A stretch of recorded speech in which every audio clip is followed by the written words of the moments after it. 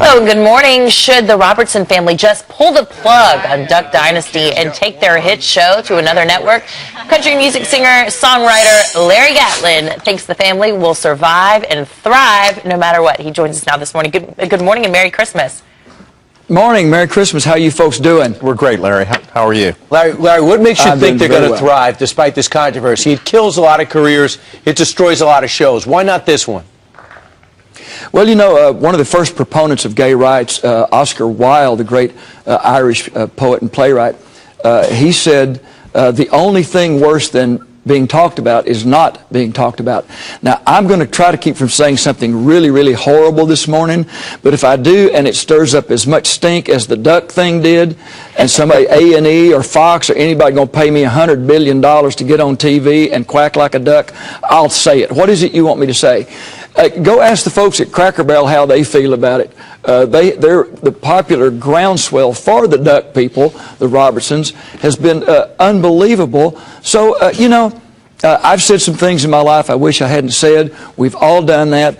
But this man was expressing his beliefs, and he has a right to say that. The good folks, the man from GLAAD, really not the man from GLAAD, the people from GLAAD have a right to get torqued off about it, and the people at A&E have a right to fire them if they want to cost themselves $100 million. So Merry Christmas to all. And Larry, you're talking about Cracker Barrel. They initially decided they were going to pull off their Duck Dynasty merchandise, and the free market decided, and they said, oh, nope, sorry, because they were getting emails and phone calls and social media against that. So clearly their fans are loyal. Should they just go to another network? I mean, there's already been offers from a couple of networks. Well, you know, here are some people who turned the fact that they could make a duck call with a piece of wood and a pocket knife, and they turned that into a multi-jillion-dollar enterprise.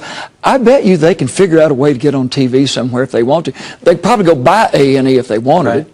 You know, go ahead. Larry, the bottom line is this man, Phil Robertson, is allowed to say what he wants to say, and he's talking about his beliefs and the biblical beliefs that he has, which resonates with a lot of Americans, a lot of people around the world for that matter. He has an excellent show that's out there. Even the President of the United States and his daughters watch this show. It's a wholesome show, very entertaining. Why would you even try to sabotage your own success, speaking of A&E? Well, it baffles me. What A&E should do, I think, is look at what capitalism and free enterprises is, i.e., the Robertson family.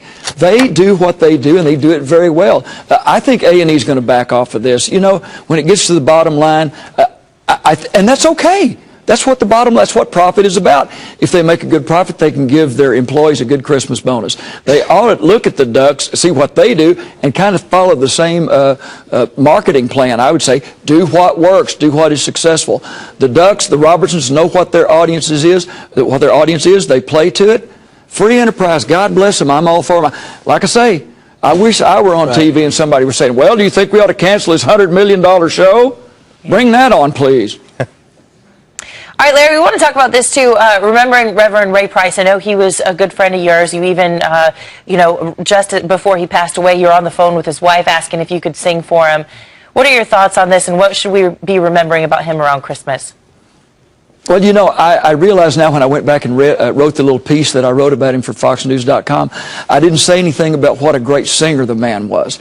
He was absolutely, had that most mellifluous voice. I miss him. He, don't look so sad. We know it's over. I mean, when Ray Price opened his mouth and sang, you knew who it was. It wasn't somebody trying to sound like somebody. It was Ray Price. He was a classy man. He was, you know, Hollywood, handsome, very nice to me. He was kind of a crusty old bird sometimes, but that's how you knew that he liked you. If he come, get over here, Gatlin, let's talk, you know. But I miss him. He was a wonderful man, wonderful singer, and I'm glad to appreciate Lynn Martin at Fox News letting me write that little piece, and glad y'all let me talk about it. Yeah, you have great columns. We always get them on FoxNews.com. And also, as Kelly would attest and Anna would back up, you also have the Hollywood good looks, Larry Gatlin. Good job. For the good times.